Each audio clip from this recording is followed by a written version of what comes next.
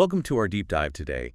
We're going to be looking at the world of startups through the lens of Peter Thiel's Zero to One.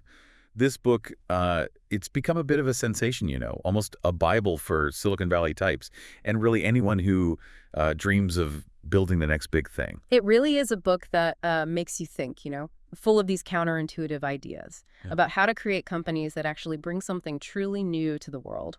So we're here to sort of help you navigate all those ideas and pull out the valuable nuggets of wisdom. Yeah, for sure. So before we get lost in the weeds, let's start with that core concept. What does Thiel actually mean by this 0 to 1? Well, it's a powerful idea that really challenges how we think about progress.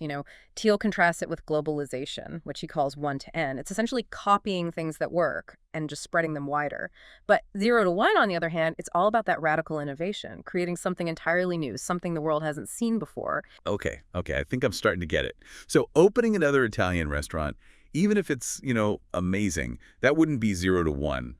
But creating the first online marketplace for, let's say, handmade goods, that would be that leap from 0 to 1. Exactly. You got it. It's about creating something truly unique, not just copying those existing models. And technology, Thiel argues, is really the key ingredient in this whole process. This reminds me of another one of those surprising ideas from the book, the importance of monopolies. I always thought those were a bad thing, stifling competition, hurting consumers. How does Thiel see it differently? Well, Thiel kind of flips that conventional wisdom, on its head. He says that creative monopolies, those built on offering something genuinely new and valuable, they actually drive progress. By creating a whole new category of abundance, they generate these massive profits that can then be funneled back into further innovation.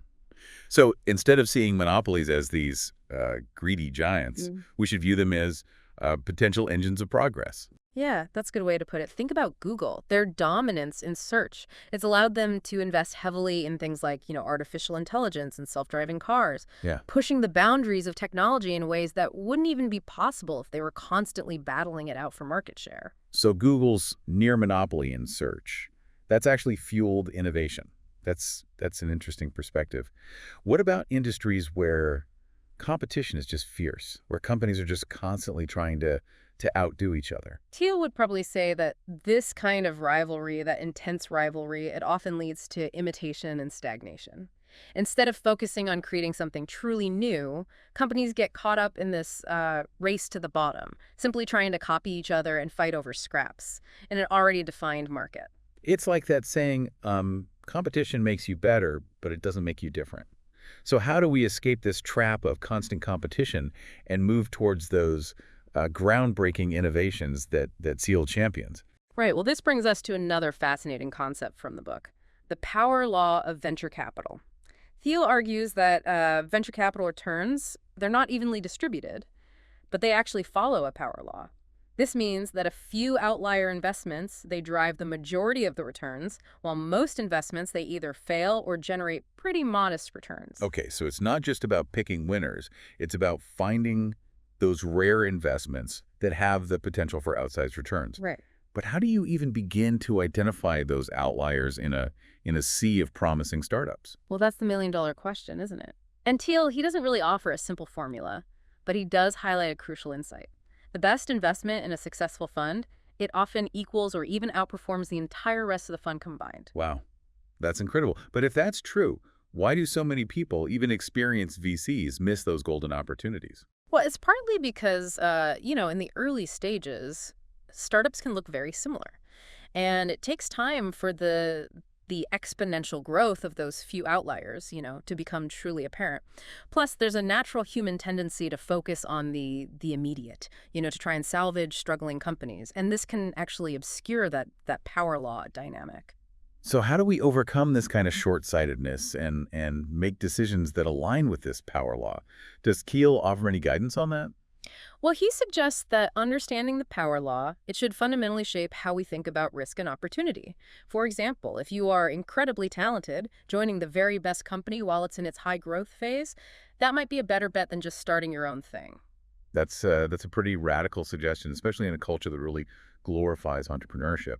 But it makes you think about where your talents are best utilized. Exactly. It challenges us to think differently on what success really means. and to align ourselves with those ventures that have that potential to create a truly outsized impact. So we've talked about the importance of creating something new, the surprising role of monopolies, and the power law dynamic in venture capital. But I'm curious about another concept Thiel explores, the difference between definite optimism and indefinite optimism. Right. So this is where Thiel really digs into, our views of the future. He outlines 4 perspectives, actually. Indefinite pessimism, definite optimism, and indefinite optimism. But the key contrast, though, is between definite optimism, where you have this clear vision for the future and you actively work to create it, and indefinite optimism, where you simply hope for a better future without a concrete plan. So definite optimism is like building a bridge to a specific destination, while indefinite optimism is more like setting sail, without a map, hoping to find something good along the way. That's a great analogy. And Thiel argues that indefinite optimism is becoming increasingly common, especially in fields like finance and philosophy. So people are more focused on manipulating existing systems rather than building something truly new. Exactly. And this mindset can be a real obstacle to progress, leading to a kind of societal stagnation, where we're rearranging the deck chairs on the Titanic instead of building a new ship. This reminds me of something else Thiel emphasizes, the importance of believing in secrets. He seems to be pushing back against the idea that we live in a world where, everything is already known. Absolutely. He challenges this notion that we're living in an age of complete transparency, where all information is just, readily available.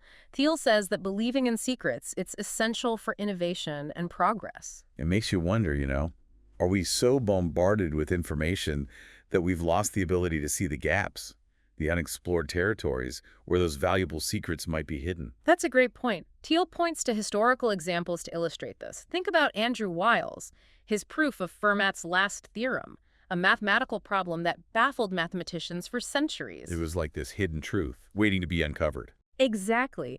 And Wiles' success, it came from his, unwavering belief that a solution existed. That secret, hidden in plain sight, that only the most dedicated and insightful could uncover. So Thiel is saying that if we want to create truly groundbreaking companies, Yeah. we need to embrace this belief in secrets, this idea that there are still things out there waiting to be discovered. Precisely. He argues that every great business is built around a secret, a unique insight or approach that's hidden from the outside world. So it's not just about having a great idea, it's about having an idea that others haven't thought of, something that gives you a distinct advantage in the marketplace. Right. And that leads us naturally to the next crucial step, building a team that can bring that secret to life. Thiel has a lot to say about this whole process of founding a company and assembling the right team, right? What are some of the key takeaways here? Well, first and foremost, he stresses the importance of choosing the right co-founder. He even compares it to getting married, which is a pretty powerful analogy. So it's not just about finding someone with, complementary skills. It's about finding someone you can trust implicitly, someone who shares your vision and is ready to weather any storm alongside you. Exactly. And that shared history, that deep understanding of each other's strengths and weaknesses, it's crucial for navigating those inevitable challenges that come with building a company from scratch. So it's about more than just a business partnership. It's about a shared journey, a shared commitment to bringing something new into the world. But what about the rest of the team? How do you build a culture that fosters innovation and attracts top talent? Well, Thiel highlights the importance of aligning incentives and ensuring everyone is working towards the same goal. He talks about the distribution of ownership, possession, and control in a company, and how misalignment can lead to, dysfunction and infighting. It's like that saying, culture eats strategy for breakfast. You can have the best plan in the world, but if your team isn't aligned, if everyone's not rowing in the same direction, you're not going to get very far. Exactly. And Thiel sees equity as a powerful tool for attracting and retaining talent. Right. By offering part ownership of the company, you can align everyone's interests towards that long-term value creation. But how do you determine who gets how much equity? That seems like a tricky balancing act. It definitely is. Thiel argues that giving everyone, equal shares, it's usually a mistake, but granting vastly different amounts up front, that can also breed resentment. Yeah. He suggests that equity should reflect individual talents, responsibilities, and opportunity costs. But ultimately, it's about finding a system that feels fair and incentivizes everyone to contribute their best. Sounds like there's a lot of art involved in the science of building a company. Yeah. And that brings us to another critical element, the power of distribution. Yeah, Thiel absolutely shatters the myth that if you build it, they will come. He